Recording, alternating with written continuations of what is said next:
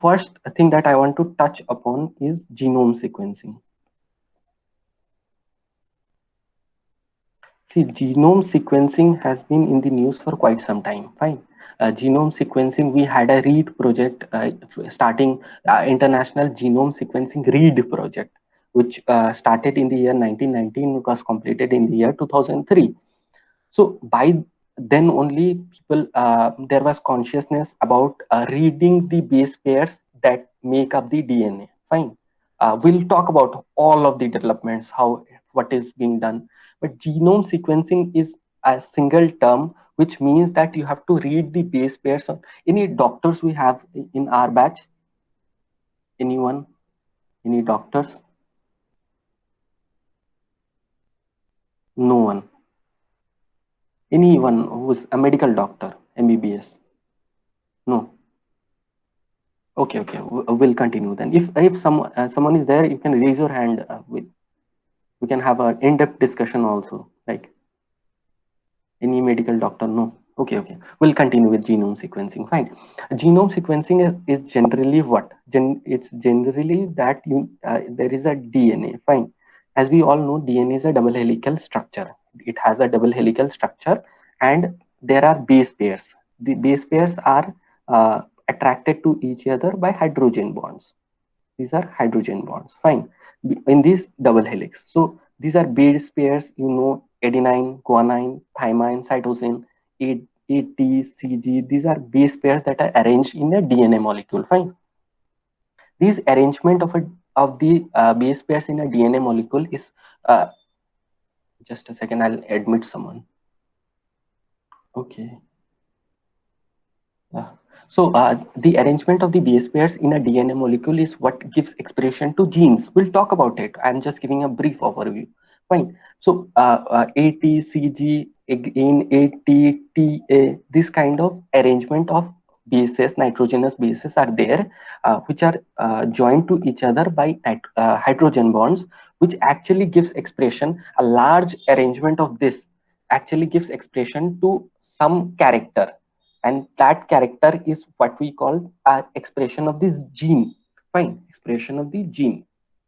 So if you read all the base pairs that are there in a human chromosome, fine, if you read all the base pairs, that the sequence of the base pairs that are there on the human chromosome, that is what we want to do in a genome sequencing project. Fine.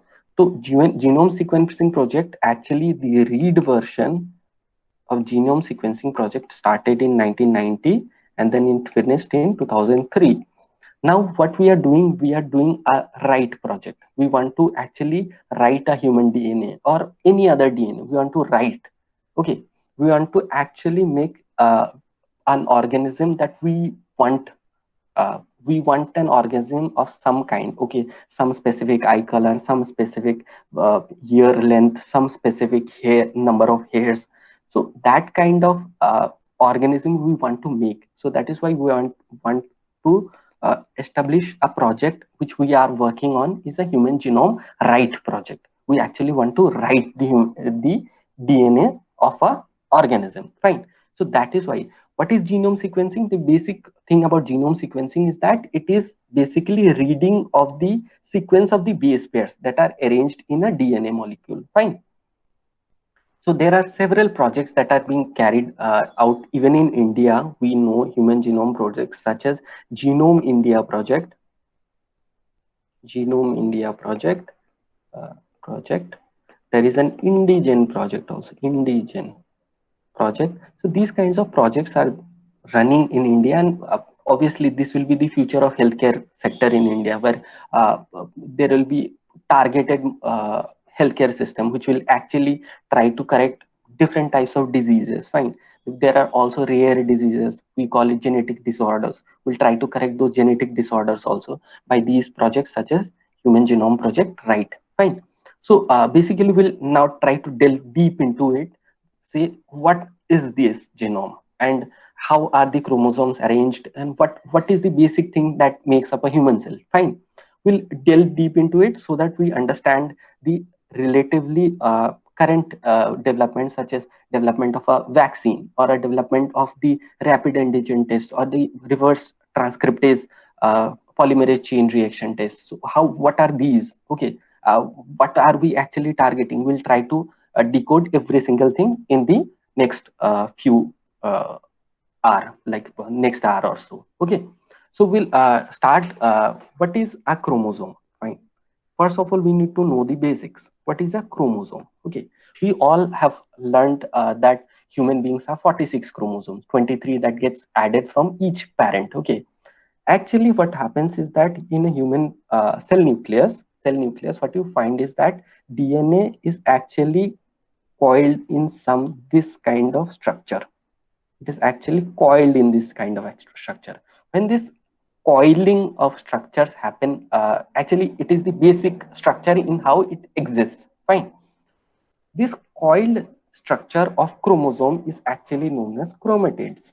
Chromatids. Fine. When the cell undergoes cell division, fine. When the cell undergoes cell divisions, what we see is that this kind of helical structures, double, that is a pivot here. This kind of structure is when these chromatids are arranged in these kind of structures. We call these kind of structures as chromosomes. Fine. Chromosomes. These kind of structures as chromosomes. Okay, so we know what are human chromosomes. Fine. So chromatids or chromosomes are not different structures. They are actually the same structures when arranged. Fine. So we say that human beings have 46 pairs of chromosome. 46, 23 comes from each parent. Fine, 46 number of chromosomes. Fine. Next, we'll proceed. This chromosome is actually made up of several small structures. Okay.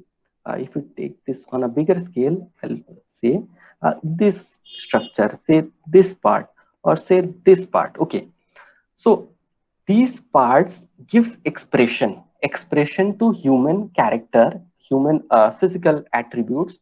The part of the chromosome that gives expression to a specific character or a specific physical feature is called a gene. Fine. It's called what? A gene. So maybe this gives character to the eyes, how the eyes are. Some people have blue eyes, some people have brown eyes, some people have black eyes. So maybe this gene gives expression to the color of the eye that you have. Okay, so gene gives expression to some particular physical feature or character. Fine. So we know what are genes. Fine.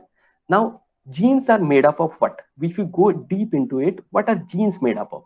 Genes are made up of, actually, if you go here, say this is the gene. Okay. Now if you divide the gene into small particles, these actual particles or the molecules that make up a gene is known as the DNA molecule. It's known as the DNA molecule. Okay.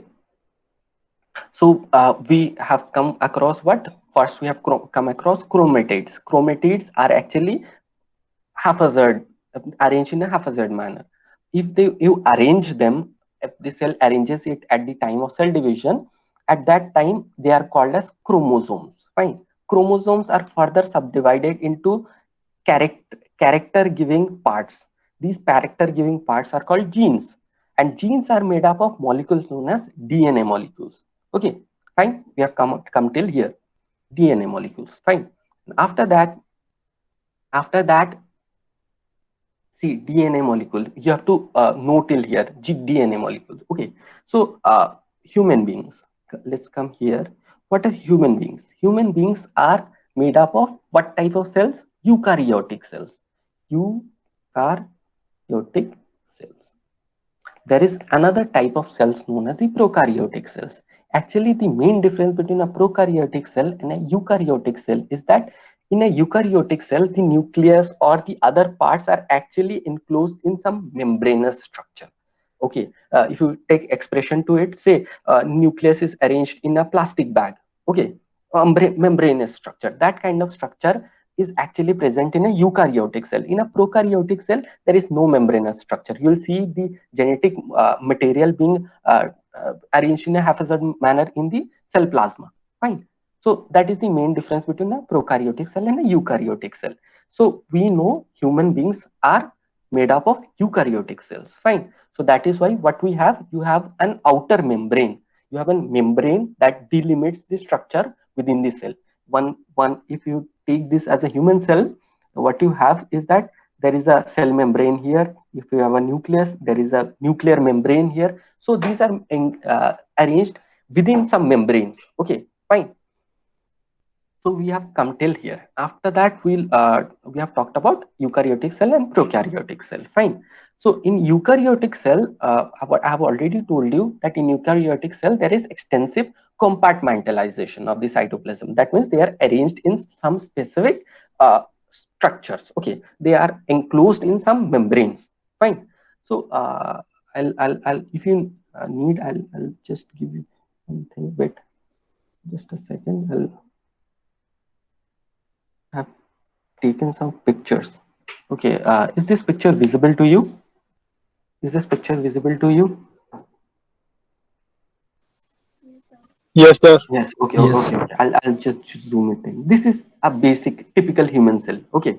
There are these kind of structures or cell organelles, you can call these kind of cell organelles within a human cell. There is a Golgi apparatus, which is very important, which actually, if you produce some proteins within your cell, say there are several structures which produce proteins inside your cell. If you have to send it outside, Golgi apparatus does that. Okay, we have the plasma membrane, we have lysosomes, we have ribosomes, we have the mitochondrion. Many of you might know the mitochondrion is also known as the powerhouse of the cell. It actually synthesizes the ATP, the adenosine triphosphate molecule. Fine. You have the cytoplasm, you have the nucleus. This is the nucleus actually. This is the nucleus. Fine. Within the nucleus, you have this chromosome, the chromatids, which are actually chromosomes. Fine. So you have the nucleus, and these are the structures that are there within a human cell. Fine. If you want to take a screenshot, you can take a screenshot also. Otherwise, I can share this also if you need. Okay. You can view this. There are several other structures. We do not need to go deep into it. Our basic objective is to understand vaccine development, the development of different kits, different apparatus to know whether you have coronavirus or not. Our basic objective is to learn about COVID. Fine. So that is why I have shown these kind of diagrams. Fine. So now we proceed from here. Fine. So what you have seen is a human cell. Fine. We also know, I've also talked about the mitochondrion. Fine. Okay. Within the nucleus, I'll change. Within the nucleus. Let us talk about the nucleus. Okay. The nucleus, I've already told that it is made up of chromatids, which are there within, which actually are chromosomes, which are made up of genes, and you have the DNA. Fine, you have the DNA. So, so DNA is a type of a nucleic acid. What is it? It's a type of a nucleic. It's made up of nucleic acids. Fine, nucleic acids. What are nucleic acids? They are actually biopolymers. Biopolymers. They are what? They are biopolymers. They are made up of what? If it is a biopolymer, what will it be made up of? It is made up of monomers. It is made up of monomers. Fine. These monomers are called nucleotides. These monomers are called nucleotides. So DNA molecule is made up of what? Nucleotides. Fine. Nucleotides. DNA is made up of nucleotides. Nucleic acids, you have heard, might have heard about another name, RNA. The Covishield vaccine that we have, the Covishield vaccine is made of, is actually an mRNA molecule, mRNA, messenger RNA. Fine. The Covishield, many of you might have taken the vaccine, Covaxin and Covishield. All of you have taken vaccines. Is it available in your at your place? Yes. Okay. Radha has taken. Oh, okay, okay, okay, okay. Many of you know, sir.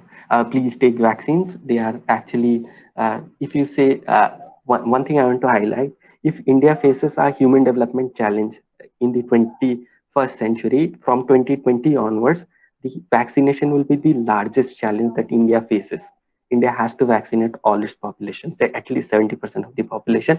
If India has to open up, see, the economy is going down. It's minus 7.3% if you are reading through the newspapers. And the projection for 2022 is also not good. So if you have to open up your economy and if you have to grow, otherwise, if you are growing in the negative territory, will come back. You'll never get to that 5 trillion economy. You had to get it to by 2024, 25, then it might be postponed to 2030.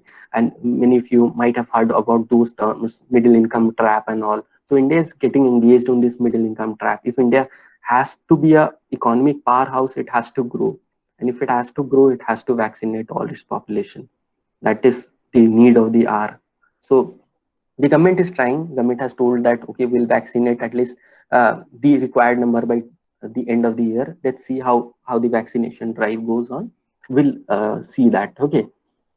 So nucleic acids. We are talking about we are talking about nucleic acid. Nucleic acids. There are two types of nucleic acid. One is the RNA. Another is the DNA.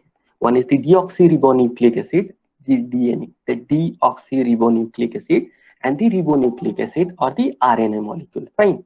So what are these made up of?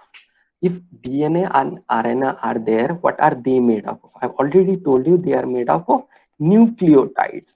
What are they made up of? Nucleotides. Fine. So DNA, RNA are made up of nucleotides. Uh, so we have come across what? Chromosomes. Chromosomes are made up of this expressive characters known as genes. Genes are made up of DNA molecules, and then DNA molecules are further divided into nucleotides. Fine. Again, these nucleotides are made up of three units actually. Three units. So you will find what? A sugar. There is a sugar molecule. This is a sugar molecule. Sugar molecule. This is a sugar molecule. Fine. You have a phosphate molecule. Phosphate. Fine. You have a phosphate molecule and you have a sugar molecule. And you have a nitrogenous base. This part is very important. Nitrogenous base. So what are nucleotides made up of? Nucleotides are made up of these three things. A phosphate, a sugar, and a nitrogenous base. Fine. So the sugar present in actually both the nucleic acids, both ribose and deoxyribose, both DNA and RNA, is a five carbon sugar. It is C1, C2, C3, C4, C5. This is a 5 carbon sugar, and here there is an oxygen molecule. Fine. So now you'll ask, what is the actually difference between a ribose or ribonucleic acid and a deoxyribonucleic acid? What is the difference between DNA and RNA? The primary difference is here in the sugar. In the sugar, if you see this is C1, C2, C3, C4, C5. Fine. This is the arrangement of the carbon compounds, and there is a oxygen over here. If here there is a hydroxyl ion, OH is an hydroxyl ion. Fine. In case of deoxyribose, what you see is that this OH is replaced by a H, hydrogen. Deoxy, that means one oxygen is missing. That means one hydroxyl ion, from that hydroxyl ion, one hydroxyl ion is less in a deoxyribose. Fine. You get the nomenclature from the name. You get the nomenclature from the structure itself. Fine. Deoxyribose means one oxygen is less. So in place of OH, we have a H molecule. Fine. So this is the structure of a deoxyribose. So now you must be very clear what is a C5. If OH is there here and H is there here, it is a deoxyribose. DNA, deoxyribonucleic acid, and a ribose. This is the ribose part, the sugar part. This is the deoxyribose, the sugar part. Fine. Both of them have the phosphate molecule. Fine. Both of them have the phosphate molecule, and there are nitrogenous bases. Fine. Phosphate molecule I have already told you about, and there are nitrogenous bases. Now this nitrogenous bases, the third part, the nitrogenous bases. These nitrogenous bases are actually divided into two types. Okay, two types. If you have a hexose type structure. These are known as pyrimidines. See, many of you might be thinking, okay, when will it make sense? In the next half an hour or so, all of it will make sense. Fine. All of it will make sense. Just go through, just try to remember as much as you can. I'll repeat, and all of this will make sense. Fine. So we are talking about two types of nitrogenous bases. One, we are talking about the pyrimidines, and the another, we are talking about purines. It's actually this kind of structure. Just a second. This kind of structure. It's a double. So these are known as purines. We have actually two types of purines. One is adenine, and another is guanine. These are two types of purines. These are both of them are nitrogenous bases. In pyrimidines, we have thymine, we have cytosine, and you have uracil. Okay, you have to remember this. Okay, purines, adenine and guanine we have, and in case of pyrimidines, we have thymine, cytosine, and uracil. Now see, now I'll show you one thing. Now see, if this is the sugar, and here phosphate molecule over here, phosphate, fine, and wait, I'll just make it phosphate over here, and again you have a sugar, again you have a phosphate. Okay, this is the structure that I'm making. Okay, this is a continuous structure. Fine. Here there is a nitrogenous base. This is a nitrogenous base. This is a nitrogenous base. Now see, this sugar phosphate part is what I have initially told you that okay, there is a double helical structure in a DNA. In a DNA, I have already told you about a double helical structure. This helix, this body that I'm showing with the blue color. This body is this, the phosphate sugar bond that you have. This body is the phosphate sugar bond that you have. Fine. So this is what makes up the helix, the ladder of the helix. Fine. This ladder of the helix is made up by this phosphate sugar bond. Fine. So you know the body, what is it made up of. Now this nitrogenous base, if I draw another nitrogenous base over here, and we have another phosphate sugar bond over here, if this goes on like this, nitrogenous base, fine. These nitrogenous base are attracted to each other, they are joined to each other by hydrogen bonds. So in the initial helical structure that I have shown you, I have talked to you about some helix, some ladder like structures. These are nothing but hydrogen bonds. Now you might have understood these are nothing but hydrogen bonds. So these are nitrogenous bases which are held together by hydrogen bonds. Fine. Now the peculiarity comes. The peculiarity is that adenine, the nitrogenous base that I was talking about, adenine, A, it only pairs with one nitrogenous base, which is thymine, AT.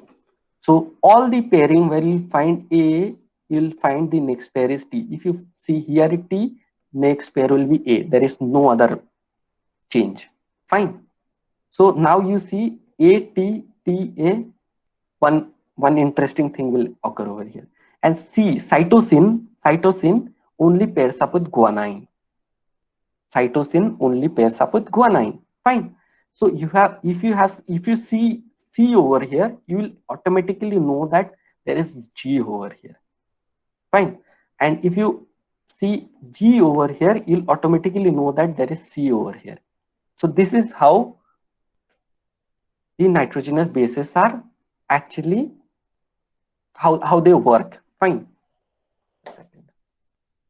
So now you know that A pairs with T, C pairs with G, G pairs with C, T pairs with A. Now you know it. Fine. Now, but if in case of RNA, what you have? In case of RNA is not, it is a single strand molecule. Fine. Now the interesting part comes. RNA is a single strand molecule. Fine. If an RNA is sent inside the cell, you will have these base pairs.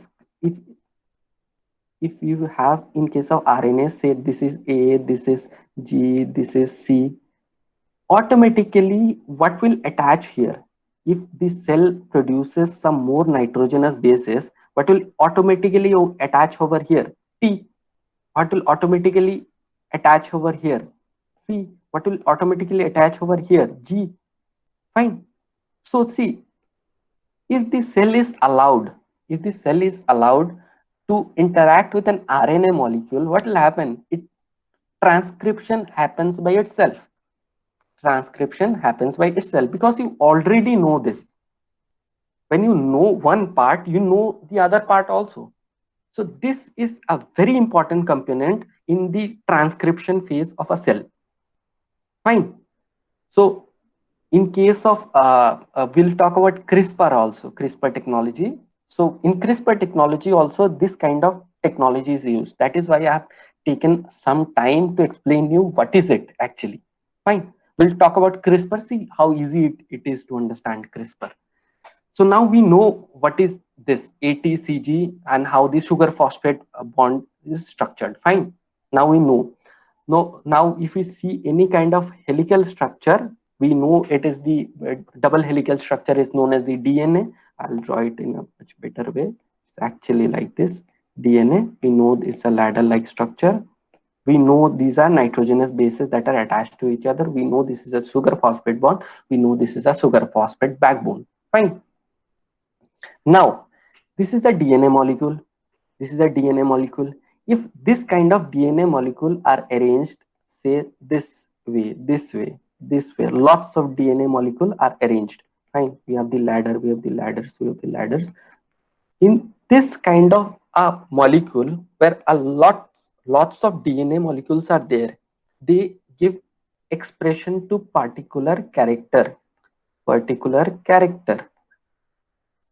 What will be this whole sequence called? It will be called a gene. It will be called a gene. Fine. So now we know most of it. Now see how we come to this gene editing. Now gene editing. Gene editing you might have heard about. Let's explore what is gene editing and what is CRISPR-Cas9. Fine. In obviously CRISPR-Cas9 came into news in 2020, actually when Nobel Prize in Chemistry was given for discovering this CRISPR-Cas9 scissors. CRISPR, it was also asked in UPSC also, CRISPR-Cas9 scissors. Fine. CRISPR-Cas9 scissors. So what is it that it has been like recognized at the level of Nobel Prize? What is the most important part about it? CRISPR-Cas9. Cas9 is the protein. Fine. Cas9 is what? It is the protein. CRISPR is the molecular scissor. Now what happens? See how this technology came into being.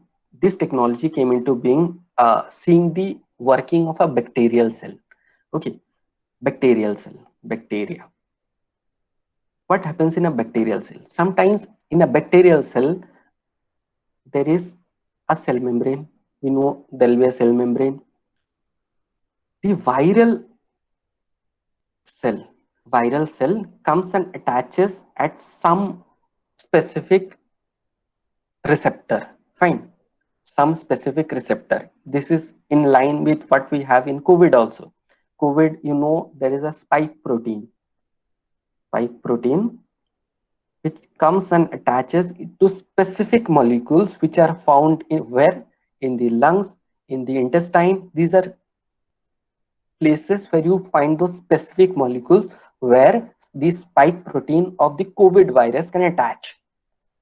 And only then, only after attachment, if this kind of attachment takes place, and after the attachment only there is a viral RNA. This RNA is released into the bacterial cell. Fine. The same happens in case of COVID also. When the spike protein comes and attaches. Fine. It attaches on your cell. What it does is that it sends the viral RNA into your cell. And RNA is nothing but an order. Like when you go, like in case of a DNA, how does DNA replicate? DNA replicates itself by forming Priyanjali has joined us. Maybe you are a bit late. Just a second, wait. Sorry, excuse me. Okay, what happens in case of COVID is that, oh, okay, no, sir, I got disconnected. Fine, it's fine. We'll continue from here. See, in case of COVID also, what happens is that the viral cell comes and attaches onto some specific location, and then it sends the viral RNA inside. RNA is what? Nothing but a cell, a kind of order. See, if river DNA transcription happens, in case of DNA transcription, what happens? The DNA helix actually falls apart. When DNA helix also falls apart, it produces copies of itself. Say this is the DNA molecule. It's a double helical structure, and this helix expands, and say this kind of thing happens, and this has opened up. Fine, this has opened up, and this has to produce a copy of itself. How do you produce a copy of itself? You know that A only can attach with T. Fine. A can only attach with T. C can only attach with G. So, but if you can take from the cytoplasm, the nucleoplasm, that means the nuclear material, if you can take up nitrogenous bases, what you will produce? You will produce exact replica, a mirror image of yourself. Fine. If you have A over here, if this is the part of the DNA, okay, this is the part of the original DNA that we have. If you have A over here, what will attach to here? It will attach T. T will attach to here. If you have C, you have G over here. So what is this? This is a exact mirror image of what the gene exactly has. Fine. The DNA molecule, the part of the DNA molecule, what it has, the exact replica is produced here. And if this is allowed to replicate, what will it produce? The DNA molecule itself. So now you know how DNA replication goes on. It's really easy here now. Now you know that A will attach with T, C will attach with G. Now you have what a T, G, A kind of structure. That is actually the mirror image of what you have in case of the DNA helix. Fine. So the exact mirror image is produced here. Now that if it needs to replicate, it can replicate by producing numbers of DNA. So that is how you can. Sir, Yes. the RNA inside the virus get entered into the Human cell. body, and it create another replica, right? Yes, it can. That is how it will create replicas. RNA will come. You have several nitrogenous bases that will attach over here. That will attach the opposite end. It'll attach, and then you'll produce replica of itself. Achha, the RNA that contains the virus that enters into our body. Yes, and it is the cell mechanism only that you produce replicas. It gives the order to the cell to produce replicas, and you have those proteins and enzymes working to produce replicas. Okay. Actually, I do not have an audio visual kind of thing, but I would have made you visualize also that how the enzymes actually replicates. And sir, what is what the I'm telling? Yeah. What is the role of spike protein here, sir? Yeah, I'll talk about spike protein. Fine. Spike protein is actually spike protein. There is any protein. What is a protein? Protein is basically a biopolymer which is made up of amino acids. Fine. Which is made up of amino acids. And that spike protein, if it is made up of a certain chemical structure, it will obviously attach to some place another chemical structure which actually has a kind of correlation with that kind of chemical structure. So that is why it has got receptor cells. When we say that a spike protein has a receptor cell, it obviously means that you find a spot where those nitrogen, the amino acids can come and sit over there and attach using some kind of bonds. It may be covalent bond, a hydrogen bond, or any kind of bonds. Fine. So some specific cells, the lung cells, the intestinal cells, where you have a lot of mucosal layer, those specific cells actually have these kind of receptors where you call it the ACE2 receptor, the angiotensin converting enzyme receptor, ACE2 receptor, where the spike protein of COVID virus can come and attach itself, and then it sells the RNA inside. You have to penetrate the cell. How do you penetrate a cell? Obviously, a cell has got some structures. A cell Yes. has got some membrane, so you have to penetrate the membrane, na? So you have to Yes. attach over somewhere, na? If you do not attach, if you move around, you cannot penetrate a cell. Fine. Okay, sir. Okay. Anyone else has a question? The spike protein available in virus or spike protein available in human body? Spike protein is there in the virus. In human body also, see, human body, different cells have different kind of mechanisms. Spike protein is generally seen in the outer structure of this COVID virus. In the SARS virus also, it had the same kind of spike protein only. So then why it attack directly to the lungs, not kidney, heart, or stomach?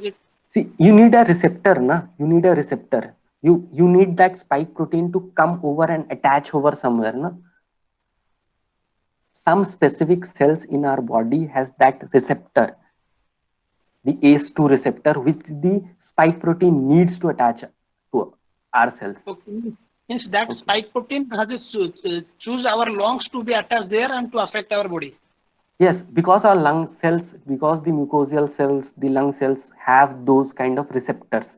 Otherwise, if say for assume, let us assume our blood cells had those kind of receptors, or our kidney cells had that kind of receptor, or our liver cells had that, it would have attacked the liver. Till that our defense mechanism cannot recognize that spike protein. No. See, that is why it's a novel coronavirus. Novel. It's a new kind of coronavirus that has come. Okay. Had it been something earlier which our immune system had seen, it would have obviously attacked. We develop B cells. The immune system develops B cells, which are memory cells. Memory cells recognize. Today, if you are vaccinated against some disease, okay, some disease, you will develop B cells at the end. Those are memory cells. And any day till the vaccination, actually the period of vaccination lasts, some say it is 60 years, 30 years, 40 years. Till that, B cells will remember those antigens. Okay, B cells will remember those antigens. And if another, like today, if you are vaccinated against the COVID spike protein, in case of Covishield, the next, say after 6 months or a year, your body sees another antigen which has the same spike protein. Automatically the B cells will remember that, okay, this is the same spike protein, which is and we know which kind of antibodies we need to produce. They'll produce immunoglobulins. Immunoglobulins are antibodies. That those antibodies will go and attach to this there is actually a paratope epitope concept. Spike protein has a epitope. The immunoglobulins have a paratope. They will go and attach, and after they'll go and attach, they'll not allow the viral cell to replicate, and then they'll kill the viral cell. And That every is why time that vaccines are virus, important. every time Yeah. that coronavirus changes its structure, so that different waves are coming into the society. Yes. Coronavirus, see, all viruses are mutant viruses. Most viruses actually, after it undergoes different kinds of replication with, see, it's not that clear. Okay, it's not that clear that, okay, what I am saying is that ATCG, this kind of structures develop. Fine, those are fine. But there are mutations also. In case of mutations, what happens is that sometimes structures change, and those are different. It can happen because of multitude of factors. Okay, and because the structures change, obviously the character that the gene will impart, that will also obviously change. Fine. Gene is what? Gene gives a particular character.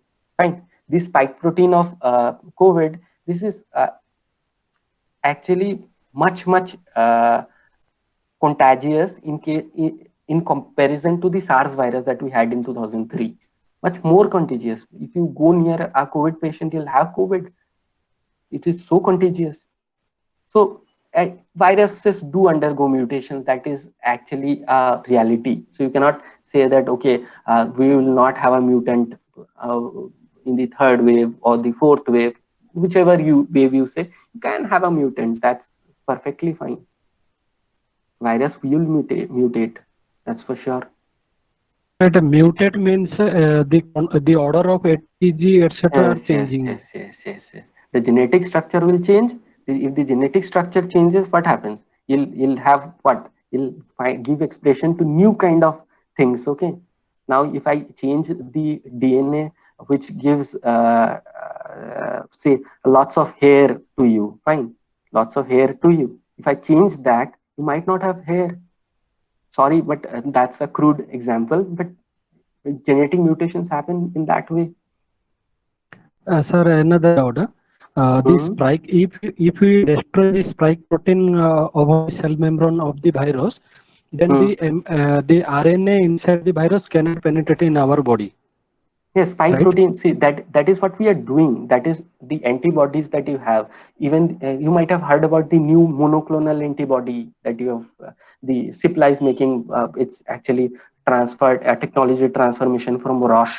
You have maybe someone Cesarimivab and Imatinib. You might have heard. The monoclonal antibody, if you are going through the news, that is actually an antibody which is injected into the human body, and they attach directly into the viral spike protein, which do not allow it to replicate.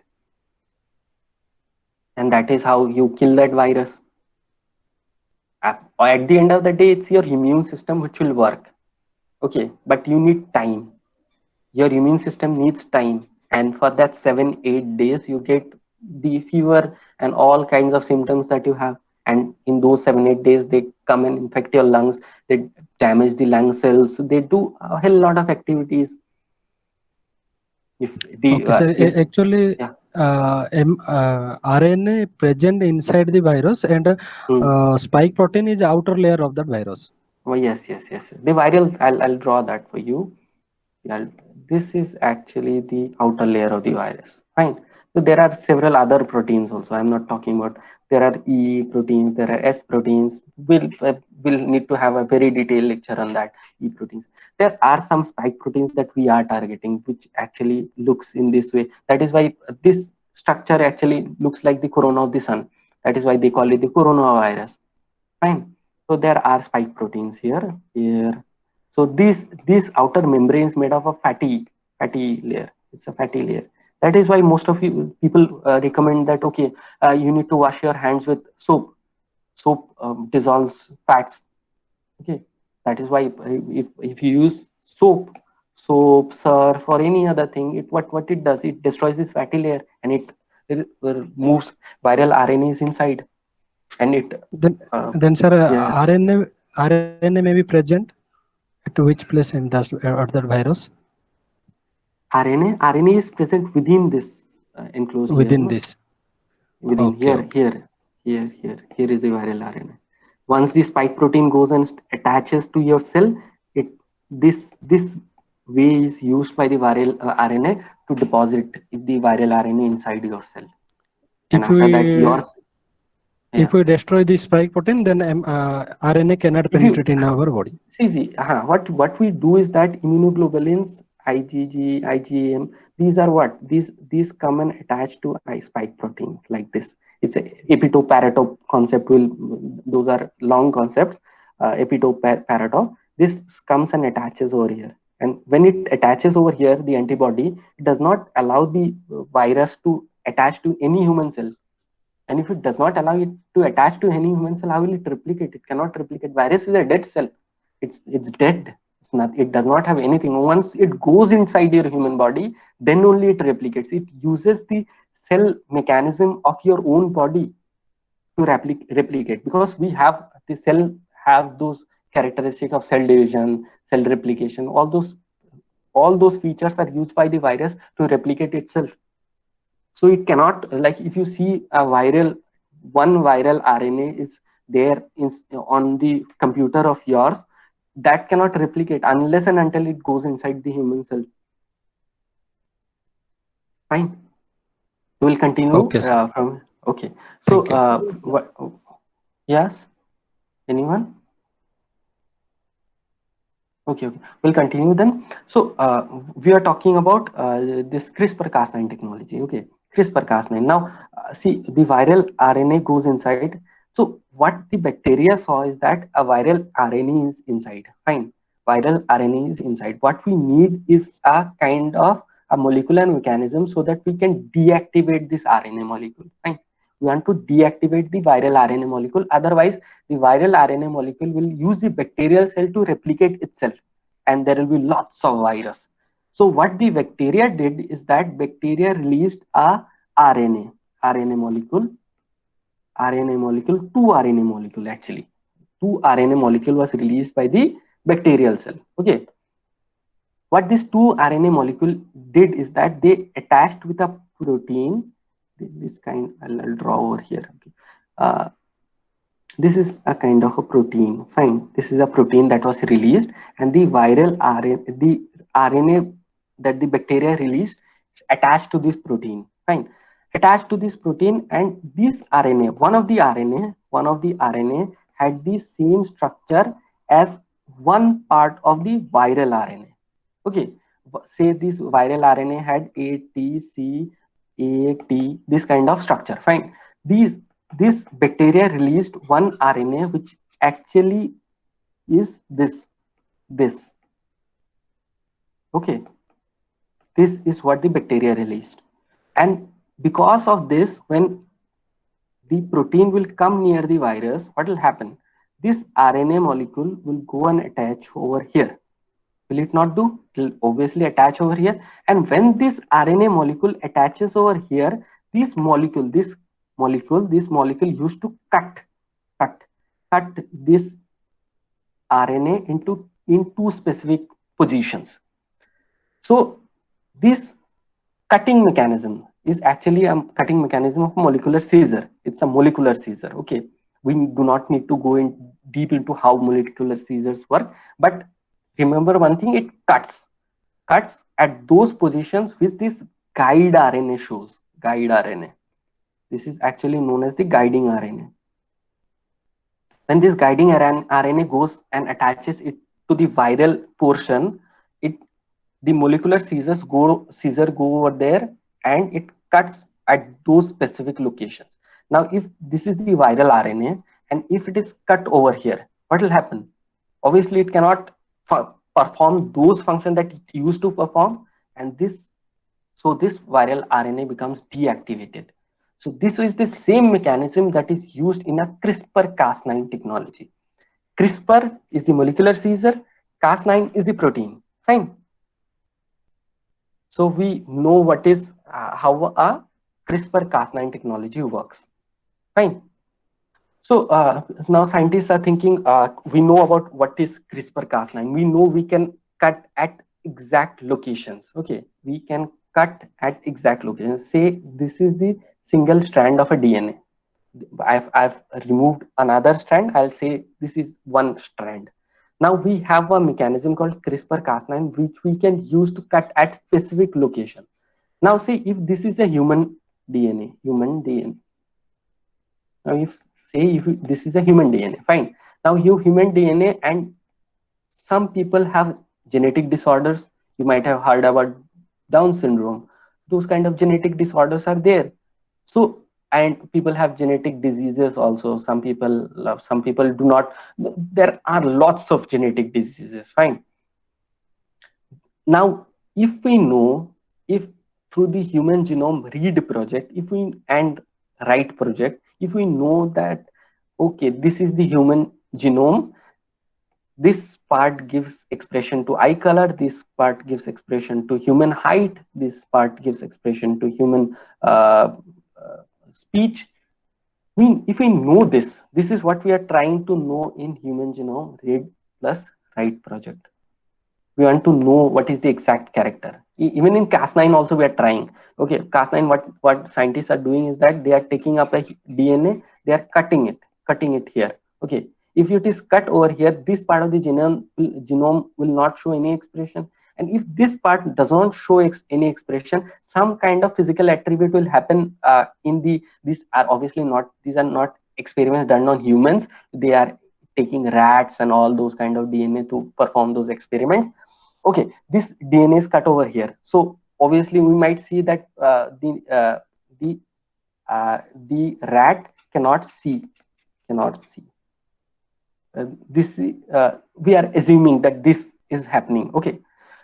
If the rat cannot see, that means this genome, this gene, this part of the gene was working for what? The eyesight of the rat. So the scientists are using this CRISPR-Cas9 technology also to identify which part of which gene works for what work. Okay, what work is done by which part of the genome. Fine.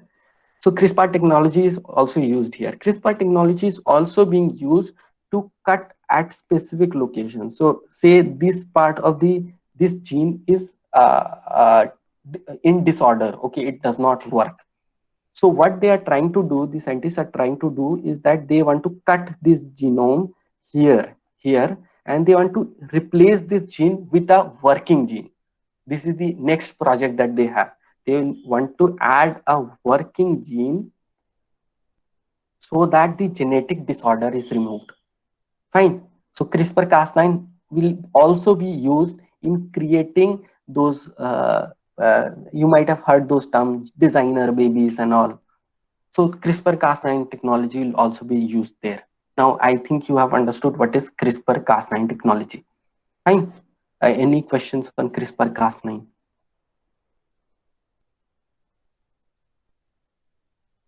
Anyone has a question on CRISPR-Cas9?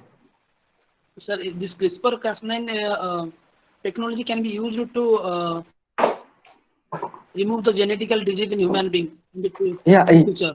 They are trying. It's in the experimental phase. Hope someday, some years down the line, we'll have those technologies. We'll use CRISPR-Cas9 for this. That is why it was hailed in such huge limelight that they have given even the Nobel Prize in chemistry for that. Excuse me. Yeah. Any more questions? Sir, this technology can be used for protect from COVID disease. The COVID disease right now we are not, because see, the viral RNA replicates very fast. So if the viral RNA replicates very fast, CRISPR-Cas9 can be used for precision-based work. But in case of viral RNA, because it is replicating so fast, cutting one viral RNA will not work, because when you have say millions of viral RNA inside your body, inside your nasopharyngeal this portion, how will you cut? You need Cas9. CRISPR-Cas9 is basically a precision technology. It is a precision technology, but cutting that many numbers of virus, I do not think that will work over here. Anything else? The rest of you are not participating. Only two or three of you are participating. Rest of you, if you have any questions, you can ask actually. If you ask questions, your doubts get cleared. That's why I actually promote asking questions in my class.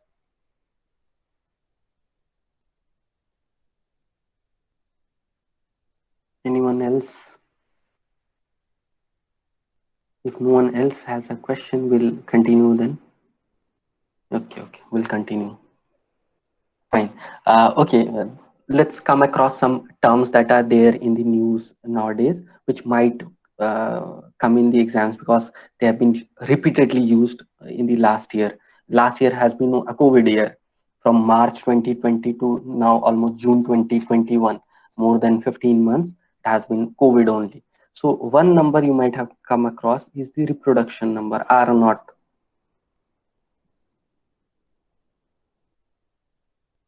Reproduction number R0. If you are a viewer of NDTV channel, you might have seen the lead anchor Prannoy Roy discussing R0, how the states are faring on R0. What is the R0 value? R0 value is actually used to predict the it is basically used in epidemiology. For what? It is actually used to predict whether what is the trend of new infections. Fine. So what R0 stands for? R0 stands for new infections by existing infections. It's actually a ratio infections. You might have heard a come across this term, existing infections. Say existing number of infections is 5 and today new infections are 10. So that gives me an R naught of 2. That means it is very easy to predict that one person is infecting another 2. Fine. One person is infecting another 2. So how is this used in epidemiology? See, one person is infecting 2. That means if I have 500 active cases, that means I see that these 500 will go on to infect another 1,000 people. So what I need to do is that I need to be very vigilant. I need to test, I need to isolate them so that my R naught value decreases. Fine. Some days say your new infections is 4 and your existing infections is 10. That means your R naught is 0.4. That means even one person is not even infecting one person. Fine. That means your number of cases is on a downward trend. So this is what the reproduction number R naught stands for. Fine. So you might have seen in NDTV several graphs, R naught going up, R naught going down, Kerala R naught going up. Kerala has seen a lot of infections.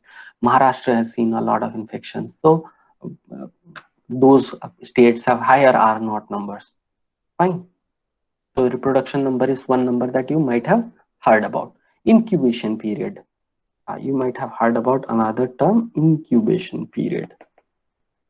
And what is an incubation period? See, a viral RNA comes and attacks your, say, the nasopharyngeal, this part. Okay, it comes and attach. Doesn't mean that the same day you will show some symptoms. Will you, one viral RNA comes and attaches, you won't show any symptoms unless and until it has replicated to some amount so that you show some symptoms. Fine.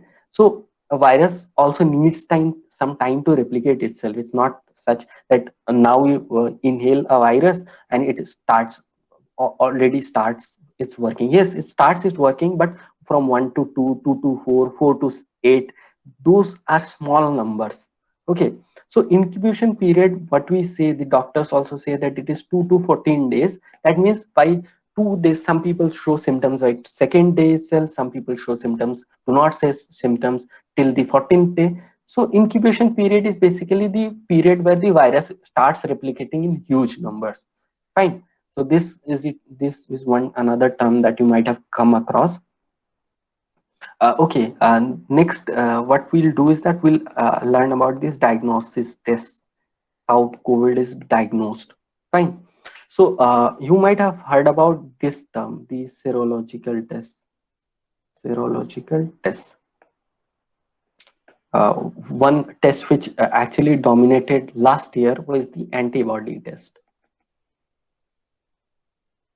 Antibody test.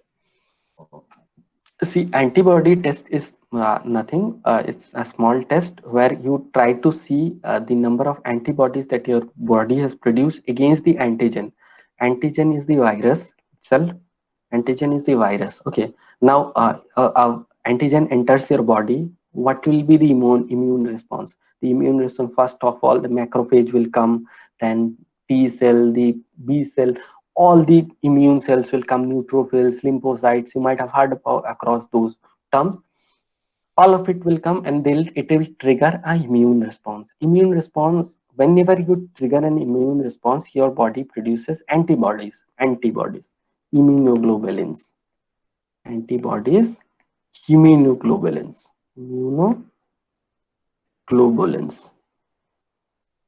Fine. When your body produces immunoglobulins, these immunoglobulins can be detected in your blood. Okay. In your blood, a sero survey. So in a sero test, you can detect the immunoglobulins, and that way you can say that, okay, my immunoglobulins number have increased. That means I might have contracted a COVID virus. So the problem here is that even if you contract some other kind of virus, not the coronavirus, your immunoglobulins number will go up. So the specificity of this test is very low. It does not detect whether you have COVID or you have some other kind of virus. Fine. So that is why the issue with antibody test was that only. And antibody test with time it got discarded. Many started not doing. Nowadays we do not have any antibody tests that are being undertaken. Only recovered patient undergo a antibody test, so that they know whether they have produced enough antibodies for future uh, action. Okay. Another test you might have heard about is the RT-PCR test, the reverse transcriptase polymerase chain reaction. Reverse transcriptase polymerase chain reaction. See, this part is a different thing, this part is a different thing. RT-PCR, reverse transcriptase. A virus is an RNA. The virus may be also a DNA, but the virus in question today, COVID is a viral RNA. Fine, it's an RNA molecule. RNA molecule, that means it will have this some kind of base pairs attached. Fine. Now, if you have this kind of arrangement, what you can do is that you can do a reverse transcription. Reverse transcription, that means you can attach another part, say here T, here A will attach, here G will attach, here C will attach, here T will attach. Now it becomes what? A DNA. It is now a double helix. No, a single helix, single strand was an RNA molecule. Now you have done a reverse transcription. Now it becomes a DNA molecule. Okay, this process of converting an RNA molecule into a DNA molecule through transcription, so through reverse transcription, this is a reverse transcriptase part. Okay, now what you do is that this molecule, see, you have one single viral RNA. One single viral RNA has been reverse transcripted. Now what you want to do is that you want to increase the number of viral RNA, so that actually these are very small particles. You cannot see with your eyes, or even a microscope would not be able to detect. What you do is that you multiply this number. So you use the same mechanism that are used in cell. You can use enzymes. So these enzymes promote what? A polymerase chain reaction. A polymerase chain reaction is promoted, and this kind of viral DNA is replicated. It is replicated in such amounts that you can easily detect it. Fine. So this is what is done in a RT-PCR test. That is why it is very sensitive. See, RT-PCR test, both the specificity and sensitivity is high. Why? Because you are using the viral RNA itself. You are using the viral RNA itself. Fine. The second thing is that you are multiplying the number of viral DNA. Fine. That is why you are doing two things here. You are taking the viral RNA itself, you are multiplying also. That means the chances of you finding a viral RNA in a nasal swab is very high. That is why it is both specific and a high sensitivity test. Fine. That is why the doctors recommend you that you need to go for a RT-PCR test. Even if you come negative in a rat, the rapid antigen test, your doctor recommends that, okay, you need to go for a RT-PCR test. Even the governments recommend. The third test that you have is a rapid antigen test. Okay, rapid antigen test, you might have seen a test kit. It's a test kit here. You give some solution is there. You drop it over here. There is a T part. There is a C part. Fine. This is the control. This is called the control section. This is called the test section. Okay.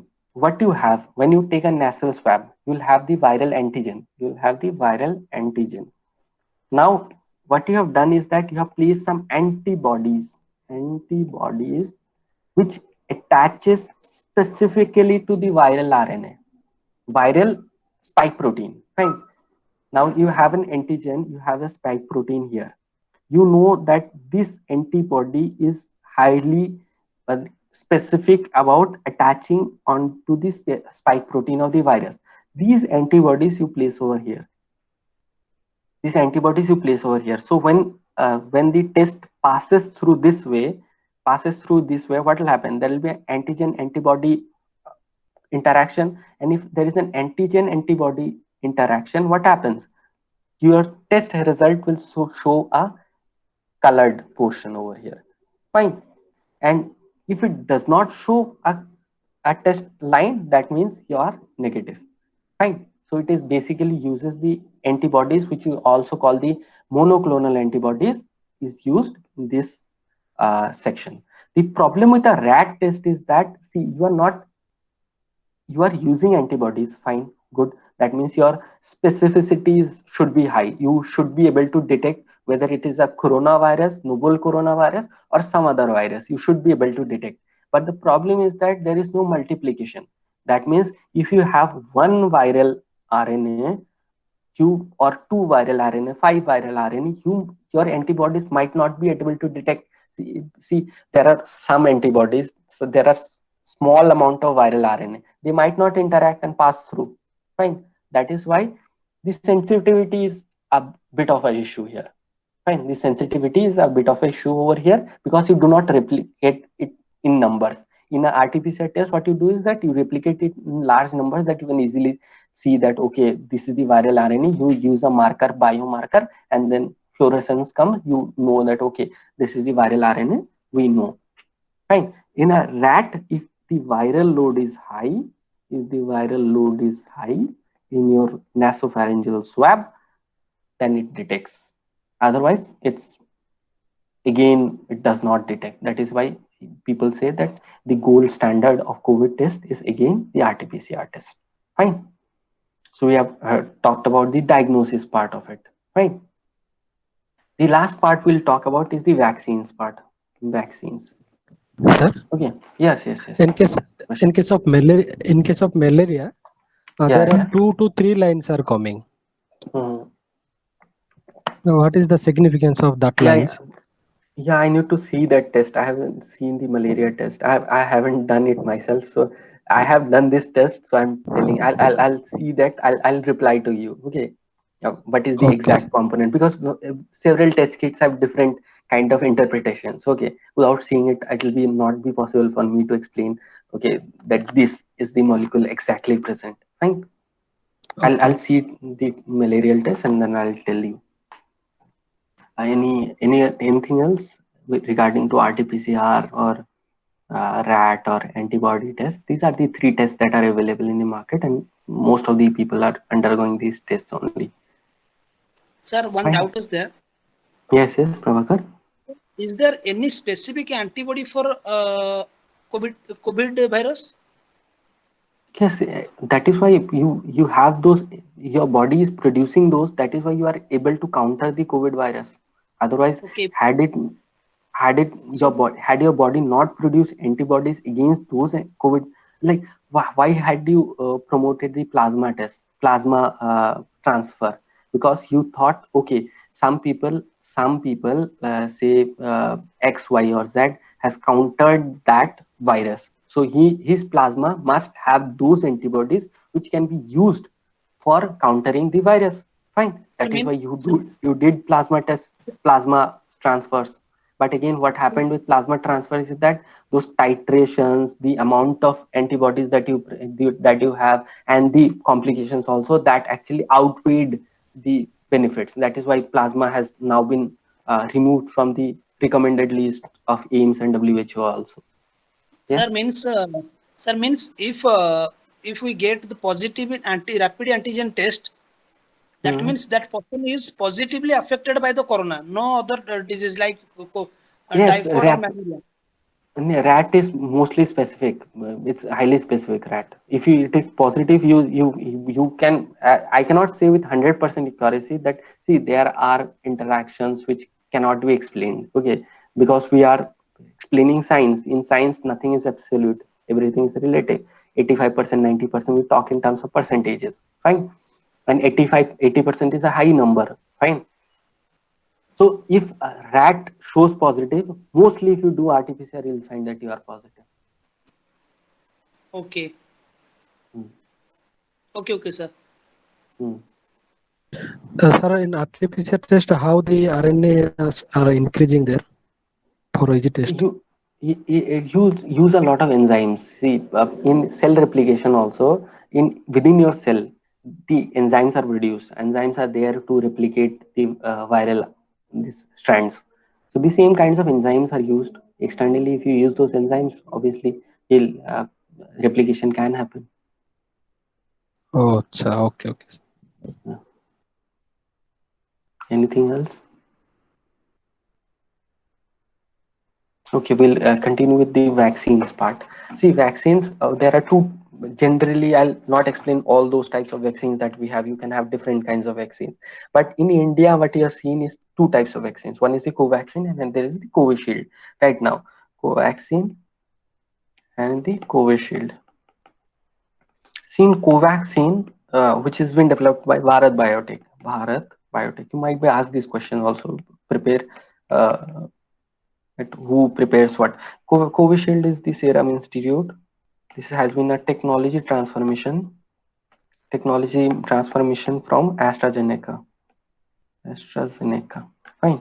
So AZ Serum had a technology transfer contract with AstraZeneca.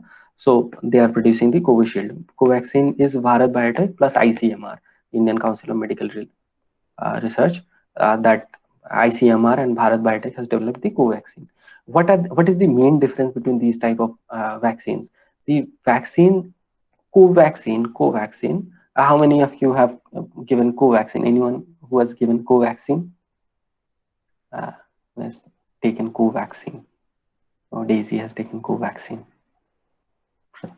Prakasha and Daisy. Okay, two people have taken Covaxin. See, Covaxin, I'll explain. Covaxin is relatively the older method of producing vaccines. Like polio vaccine also is designed on the same technology. You use either a attenuated or a weakened virus, or you can use a dead virus also. Both.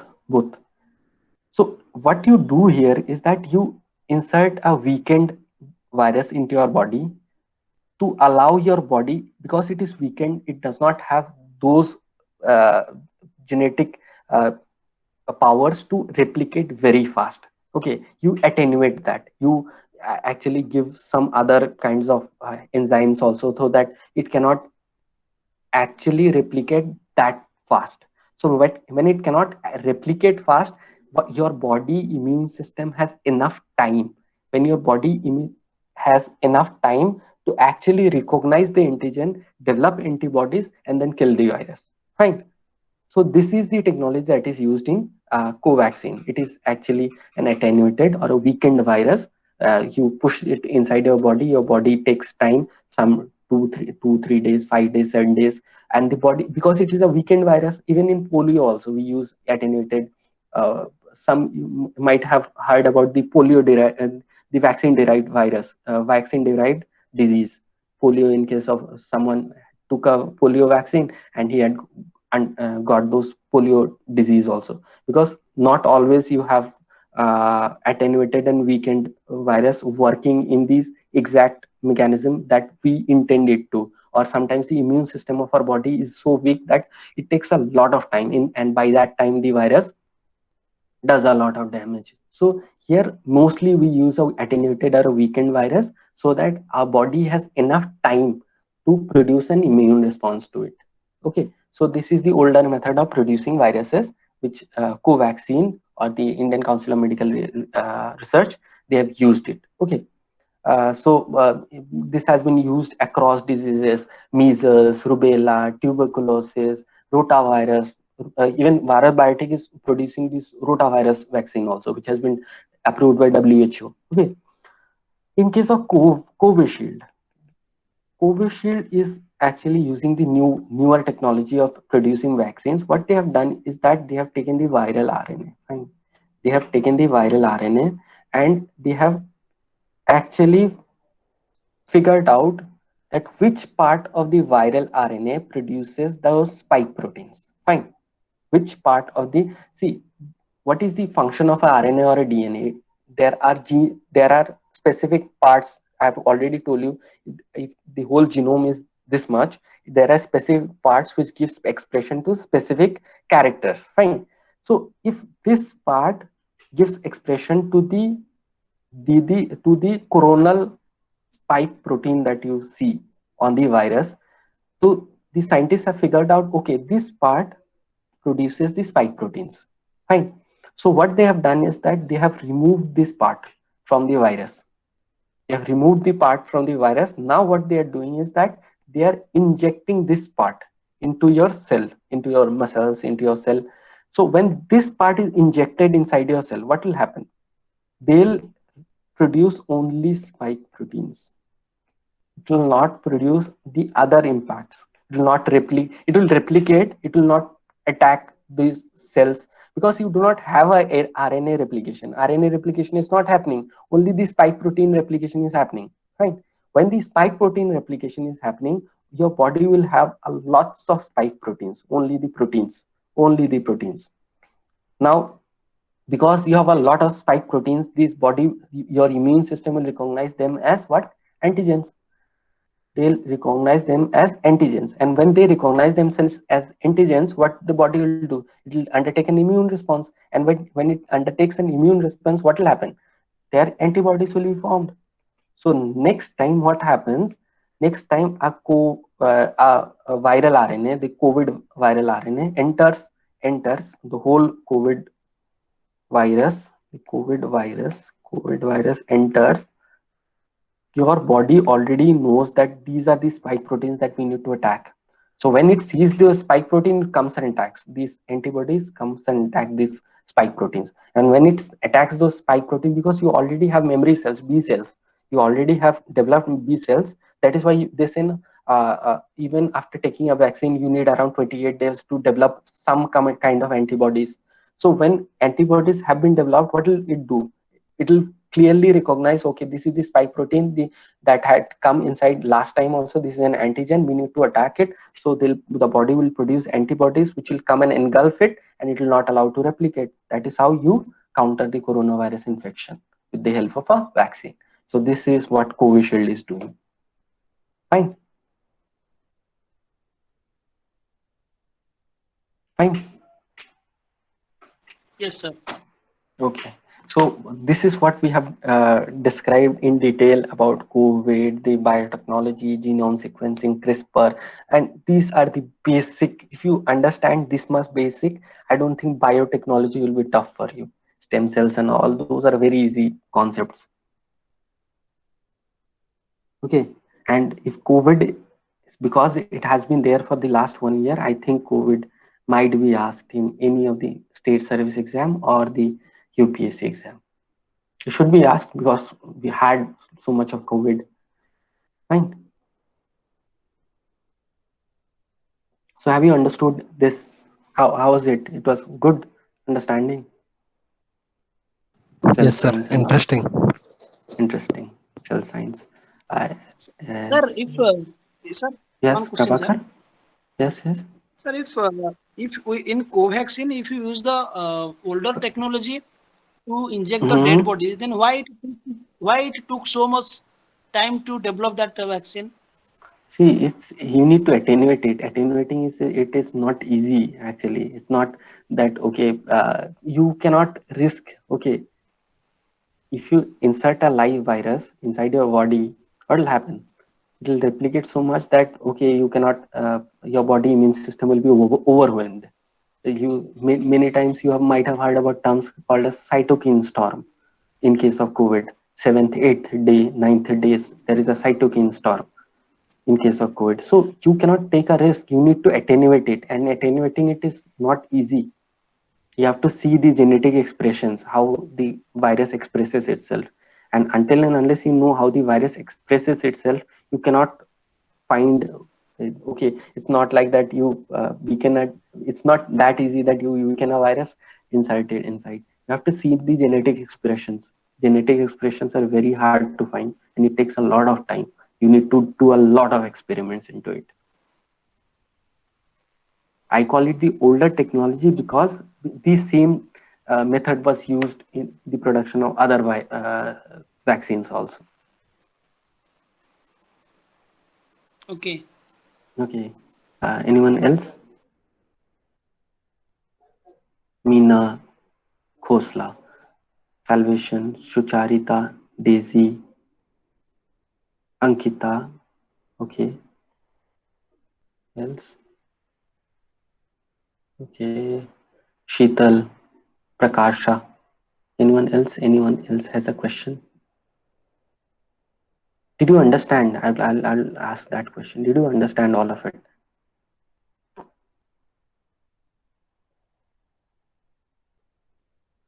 You can raise hands Yes, sir. if you have understood. You can raise hands. Have you understood? Okay, Prakasha and Radha Krishna are the only two have. Sucharita Meena has also understood. Salvation, what about you? You haven't understood? Antara has understood. Uh, Salvation, I do not know your name. Shaila, you have understood. It was like, I guess you'll have a, if you, even if you retain 30% of what I've said, it'll really work for you. You'll be able to solve those questions. I'm sure about that, because we have discussed it in a really detailed mode. Okay, another thing that I wanted to tell is that okay, there are some I'll just give an insight into it. See, it is not only the COVID virus which is important for us. We need to know about a few other bacterial diseases, viral diseases. We need to know about those also. One bacterial disease which is very much prevalent in the country is TB, tuberculosis. Tuberculosis. So this is also important because tuberculosis also has a very high mortality rate. Fine. So please, I'll not go into details about these TB and all. What you need to do, I'll just tell you that you need to know which is what kind of disease. Fine. One, they might ask you what is Ebola, whether it's a viral disease or it's a bacterial disease, or it is another some other pathogen such as protozoa, any other, such as malaria. Malaria is not caused by a virus or a bacteria.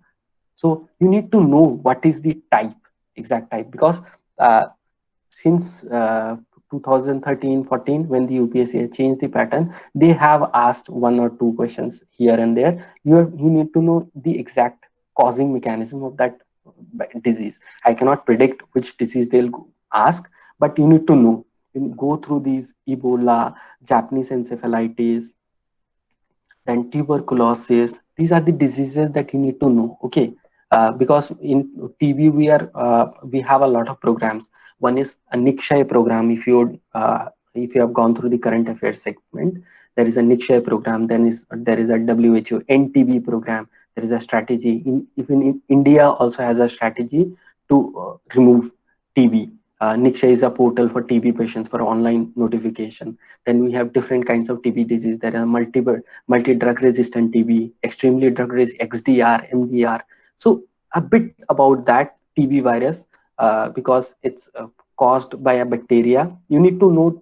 See, if you have the pen and paper, I'll just tell you some important things about TB. TB, the first thing is that it's caused by a bacteria that affects the lungs. Fine. So when you have TB, mostly you see that people develop pneumonia. Fine. Because lots of fluids are generated inside the alveolar sac, and with time what you see is that this alveolar sac becomes full with water, and the oxygen exchange capability decrease with time. People do a lot of coughing. You see TB patients coughing, sneezing. Even if you go to the hospitals, you'll see that it mostly affects the lungs. That is why we call it the pulmonary TB. Anything that affects the lungs, such as COVID is mostly a pulmonary disease, though it affects the other parts such as heart, kidney, but the effects are very minimal. Mostly it is the pulmonary phase that is the dangerous phase. Fine. Drug resistant TB is very much in news. Multi-drug resistant TB, because there are drugs which do not work on those bacteria, because these bacteria have become resistant to those antibiotics. Fine. Those antibiotics do not work on the multi-drug resistance TB. What are those these antibiotics? One is the isoniazid. You have the isoniazid, you have the rifampicin. So these kind of these kind of drugs do not work in multi-drug resistance TB. Then there is a kind of TB known as the extremely drug resistant TB, where you have lots of fluoroquinolones not working on TB. And then another, the extremes part of TB is the totally drug resistant TB, because you use drugs against TB, fine. Bacterial disease, what you use an antibiotic, amoxicillin, all those types of antibiotics you use. But in totally drug resistant TB, what happens is the bacteria has mutated so much that it does not react to even the best kind of antibacterial this drug that you have. That is why we call it the totally drug resistant TB. And the fact of the matter is that India has the highest TB burden in the world. This is the fact that you need to remember. India is the highest TB burden in the world. So even in case of COVID virus, many experts are debating that, okay, we have left TB out of our conscience. Because TB has a very high mortality rate also. You might have heard about those DOTS, DOTS, those kind of initiatives by the government to curb the spread as well as the infectivity of TB and also the mortality rate. So the government has come up with different kinds of schemes. Go through some bit of TB. You might be asked, because it has been there in the news for quite some time, it might be asked, may not be asked. That is why I'm not going into very high detail about it. Polio, again, very much in news. Again, it has been out of news also. We are polio free. We have been certified by WHO that we are polio free. In 2014, we received that certification. But there are variants of polio that we still have. The vaccine derived polio we have. So there are, but still because there is a percentage infectivity which has to be there for WHO to categorize you as polio free. That is why we are polio free. But there are here and there are 1-2 cases, but yes, we are mostly polio free, right? Then there is another disease that you might have heard about, the bird flu. Bird flu is very prevalent, mostly by this time only, May, June, April, May. You see lots of birds being culled. This is the H1N1 influenza virus, which affects different parts of the country. Like most of the like the northern states and the western states, they are mostly affected. We have seen prevalence of H1 influenza virus, this bird flu virus over there mostly. Lots of birds are culled. So go through that also, the H1 influenza virus. Fine. So you need to know whether it is a viral disease or it is a bacterial disease. Just a second, I'll just read.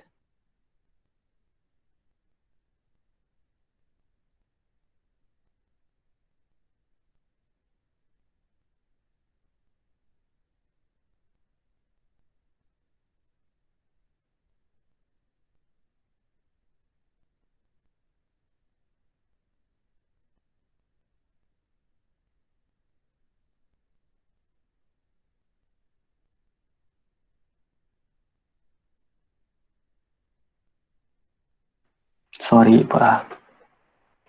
Okay, we are talking about H1N1 influenza virus, the bird flu virus.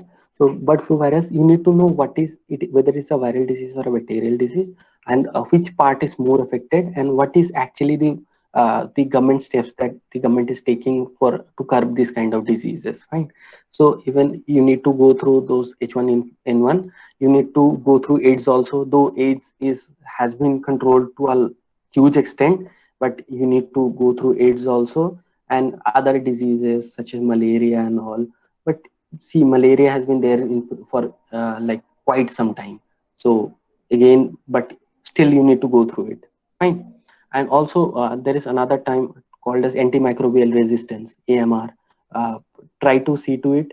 See, antimicrobial resistance is nothing. Mostly I've talked about in TB also. What happens is the bacteria, after a time when antibiotic use is very rampant in the country. It's like our country, you go to the chemist shop, you ask for an antibiotic, they'll give you an antibiotic. And if it is not used in the proper dose, see, the doctor might prescribe you antibiotics for 5 days. But what you do is that you take it for 1 day and then you leave it. Okay. the bacteria, most of the bacteria are killed, but some are left. Some are left. They have survived the impact of that antibiotic because you have not used in the proper dosage. Okay, those bacteria with time will develop mutations, and those bacteria will with time will become resistant to the use of antimicrobials. So that is how antimicrobial resistance is developed. Okay, so it is quite rampant in the country. Government is trying to curb antimicrobial resistance through Schedule H drugs, where you need a prescription to obtain some drugs. But in our country, you know how pharmaceutical these retailers are rampant, and they prescribe lots of disease. There is lots of quackery in the country. You know how prescription is done in the country. That is why government is trying its best so that drugs are prescribed and then only drugs are taken. But then again, due to our health infrastructure that we have, there are problems. People do not have access to hospitals, doctors. So quackery is very much prevalent in the country, and they prescribe all kinds of drugs. Someone has raised a hand. Radha Krishna, yes, tell me. Radha. No, no, sir. Okay, you raised your hand, that is why I asked. So antimicrobial resistance is one thing. It will be asked in the mains exam for sure. Like prepare on antimicrobial resistance. How can we actually counter antimicrobial resistance? See, there are several steps that you can use. You can use the whenever you write a mains answer, remember that you need to structure it. Fine. When if there is a question that okay, how will you curb antimicrobial resistance in the country, you need to give steps societally. Society wise, how do you do? You'll make people more aware. You'll make tell people that okay, if you take antibiotic for a day, what happens is that your your infection gets cured, but in the long term you will be affected for sure. This is how the awareness. You need to engage with the civil society, you need to engage with these NGOs too, so that people are aware. You need to curb administratively, you need to take administrative steps also. You need to curb down on this Schedule H drugs being given over the counter. You need administrative step. Yeah, this inspector, he needs to go to those pharmacies, check out whether they are giving drugs without prescription or not. He needs to work that. Even policy wise also, you need to bring a lot of these prescription drugs into those hospitals. You need so that people have easy access to it on doctor's prescription. So you need a lot of steps. When you write a mains answer, try to structure it. Administratively, this should be done. Society wise, this should be done. Policy wise, this should be done. That is the basic approach that needs to be taken in writing a mains answers. Because otherwise, what you will do is that you will write a lot of points, 4, 5, 6 points, but those do not make sense unless and until it is structured. Fine. So the my experience, what I'll tell you is that in writing mains, you'll see that structured answer will earn at least 1 mark more than a non-structured or unstructured answer. So try to structure your answers. Many of you might be into mains answer writing also. So do that. Okay. I think sir has launched a answer writing program also. Are you part of it? Anyone part of it?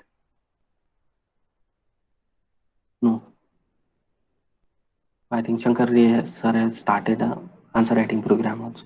I do not know whether who are of them are part of it. Oh, Salvation, you are part of it. Okay. So when you write your mains answers, try to structure them. Fine. Okay, we have talked about a lot of diseases, and the rest of it, what you need to know, whether it's a viral disease or it's a bacterial disease, which part of it the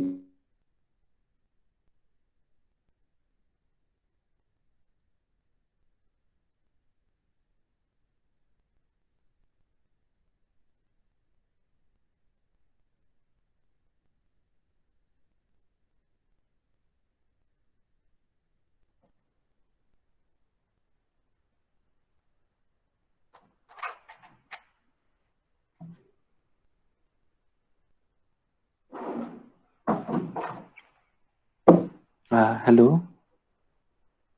Am I connected to all of you? Yes, sir. Yes, Yes, sir. sir. Now connect. Yes, yes. Yes. Okay. My connection got lost. Internet connection got lost. Okay. There was a question about the Zika virus also. In Zika virus, they had asked whether it can be passed on through to the offsprings from the mothers or not. They have asked about that also because it was very much in use in back then, Zika virus, and they had asked whether it what kind of disease it is. So keep a track of these 1 to 2, 3, 4 lines only, and mostly about COVID, because COVID has been the focus point. Fine. So that is how you will prepare biotechnology, genome sequencing, and all of it. That is how you will prepare. Okay, fine. We'll uh, end biotechnology on this note. We'll discuss some other things. IT and computer. Last class, I think I started with IT and computer, but we did not continue it for long. We left out a very important topic known as the 5G technology. Okay, 5G technology is very much in news. 5G. You might have heard about Huawei, which this developed world is saying. Developed world, mostly US, UK, they are saying that okay, China is trying to penetrate into our information access through this Huawei. They are accusing China. It's a Chinese company, Huawei, and it has developed 5G technology. Again, US is also testing 5G technology. You might have heard about companies such as Verizon, they are testing 5G technology. Samsung is testing 5G technology. So what is this 5G technology? It is actually, most of you are using 4G phones, 4G LTE, long-term evolution. 4G, you are using it. What has 4G offered you? 4G has offered you higher data speed rates. Obviously, 5G, what will it do? It will offer you better data speed rates. Fine. This is the obvious improvement. Obviously, the second thing, what you have seen in 3G, you saw that your latency had decreased.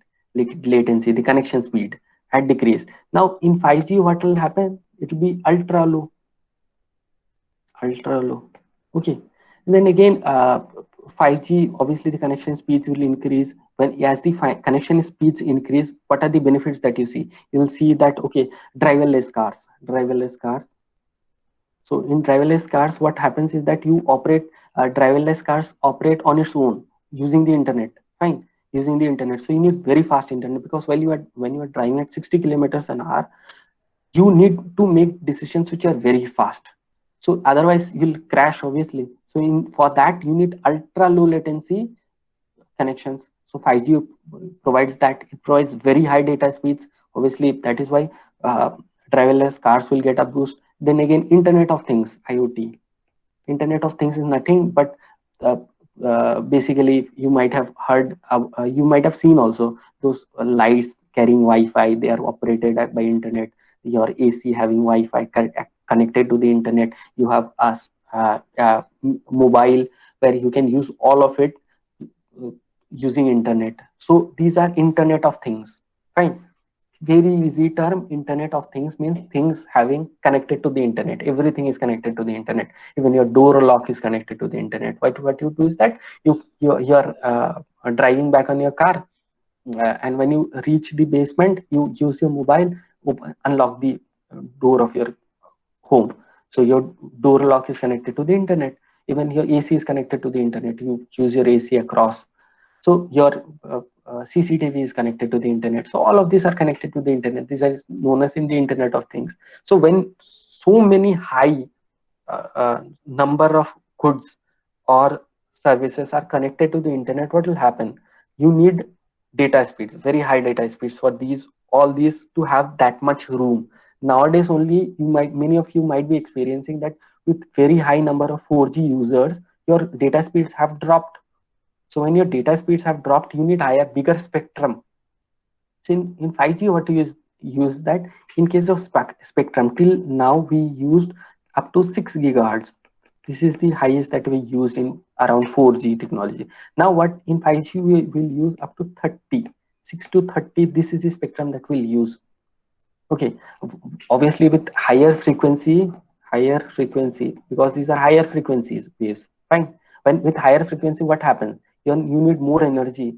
So that is why when you develop a mobile with mobile that can take up 5G technology wave speeds, wave frequencies, what will it do? The first thing it will do is that your batteries will die off early. That is why what you need to do is you need to optimize on both battery power and the wave frequencies.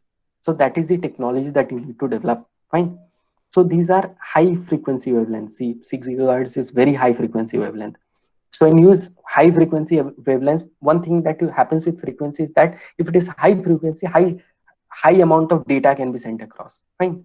And obviously, if you have 6 gigahertz to 30 gigahertz, it's a huge spectrum where you can accommodate a huge number of goods and services, goods, Internet of Things, all of it can be accommodated. That is why 5G technology is the next big thing in technology, mobile technology. Fine. So several mobile users are now buying 5G technology mobile phones. So what we need to know is the technology behind 5G. This is important. What is the technology behind 5G? See, the first technology that I have told you is that it will use high frequency wavelengths. Fine, high frequency waves. So when it uses high frequency waves, these high frequency waves are generally called as millimeter waves. Fine. So the first technology that you have in 5G technology is known as millimeter waves. Fine, millimeter waves. So the drawback, have you seen long waves, the radio waves? Radio waves are very long waves. You know, radio waves used to use the ionospheric reflection to transmit radio wavelengths, the radio signals.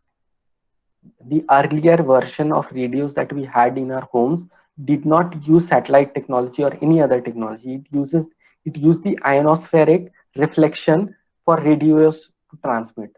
You know, like, because these are very high wavelength waves, and when they are very high wavelength waves, the frequency is very small.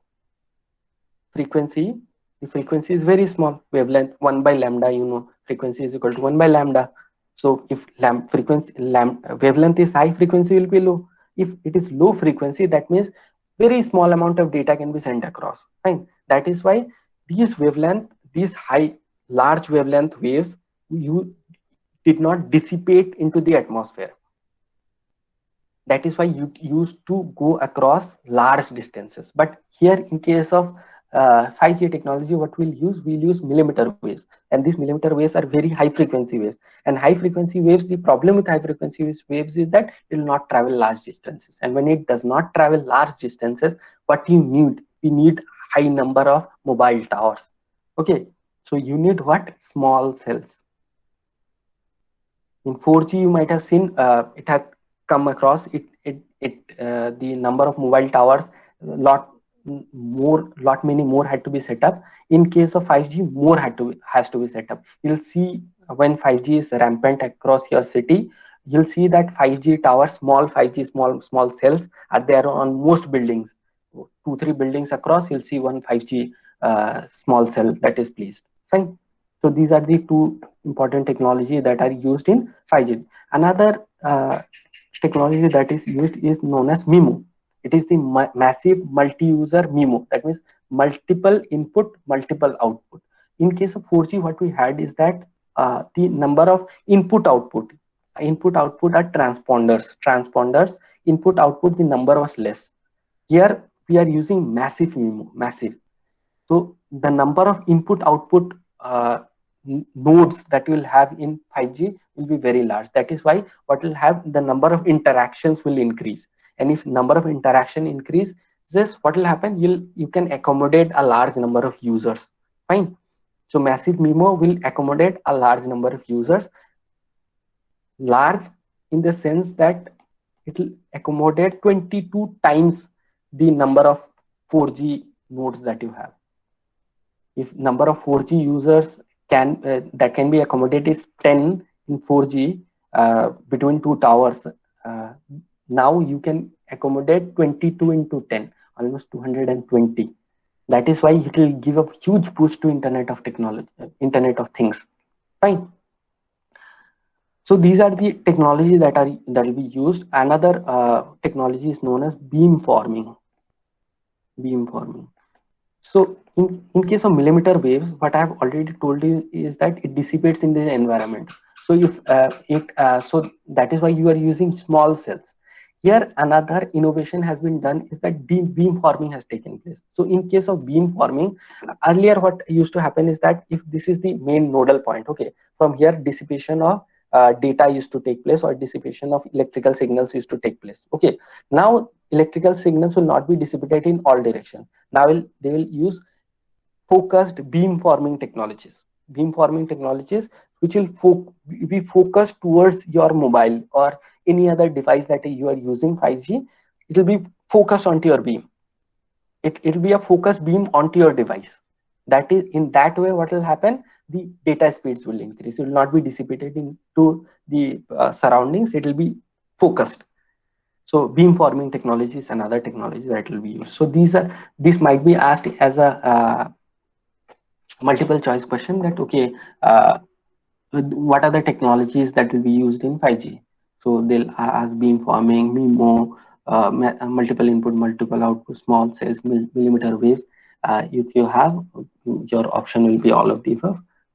They might ask you these kind of technological questions. Fine. Any question on 5G? And if you need those data also, I can give you these latency earlier in 4G used to be 10 milliseconds. That means the connection speeds used to be 10 milliseconds. Now it will be less than 1 millisecond. That is the ultra low latency. Data traffic per month, it will be around 7.2 exabytes. Okay, peak data speed, this is not very important.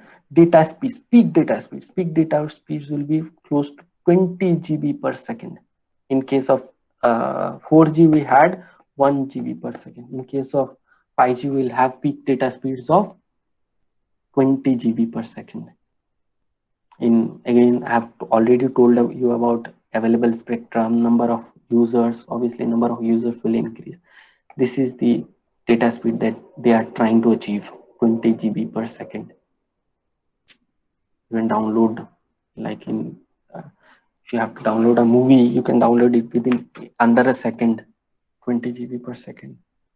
That will be the data speed that will be there. Okay. So 5G technology has been part of the the debate. So we need to know what is 5G technology. Fine. Any questions that you have? There are some other things that I wanted to discuss. Tell me any other questions that you have. We'll discuss that. I think we are out of time also today. We are almost close to 9. I had a few other things to discuss. I actually wrote it down somewhere.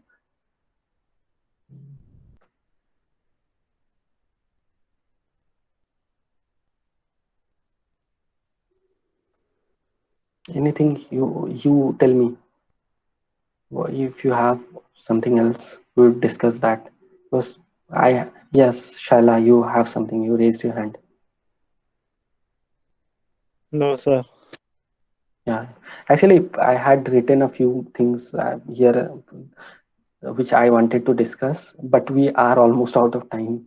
Almost 9 o'clock. I'll ask Shankar sir if he can give me another hour or half an hour, because see, science and technology, it's a huge innovation. It's a huge actually bandwidth it has. Innovations are a lot. It happens at a very fast speed. So you need to discuss a lot of things. We had to discuss biotechnology, which was very important. In IT and computer, we had to discuss a few more things, but again, we are almost out of time. So I'll take up your questions now. I don't think we'll have time to discuss more topics. I guess most of you will be, most of you have work after 9. You must have scheduled till 9.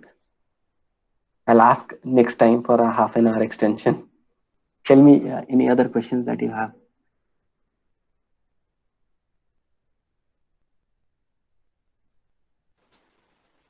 So once we read it again, then the question will arise, we'll ask it, sir, next class.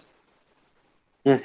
But the scheduling of the classes, I actually do not know. I do not have access to that. I'll ask Ray sir whether how will it be scheduled. In that way, we'll The proceed. class has been scheduled for next week, sir. Already message Science and sent in the technology. group. Science and technology. No. Yes. It's for I cannot remind, sir. 1 minute. Political science. Political science. Okay. Political science and economics. Okay. Political science. That is what I was asking. Science and technology class, I do not know, but when we'll have the next science and technology class. Sir, how 5G technology impact the environment? See, there was a petition in the Supreme Court, which the Supreme Court, I guess, in the Delhi High Court or the Supreme Court, I do not remember, but Juhi Chawla had a petition. But 5G technology, see, they are arguing one single thing that, okay, because you are using high frequency spectrum, fine, 6 gigahertz to 30 gigahertz, high frequency spectrum. So when you are using high frequency spectrum, they might interfere with a lot of other things. What I mean is that, see, birds also use some kind of spectrum to communicate, to travel, to actually fly. They use some kind of technology, fine, which we do not have privy to, or we have not done enough research on. Again, 5G technology, because it is a high frequency technology. See, even X-ray and all these are also high frequency technologies. This might impact the normal human metabolism. There are impacts. So you cannot be sure about it. What are the long-term impacts? But in short term, see, 6 gigahertz to 30 gigahertz in the short term has no foreseeable impacts right now. If there are very minute impacts which we need to ignore in case you need better technologies to have a better livelihood, right? That is why there are impacts. We should not say that there are no impacts, but again, the benefits outweigh the impacts for now. In the shorter term, in the longer term, no one knows.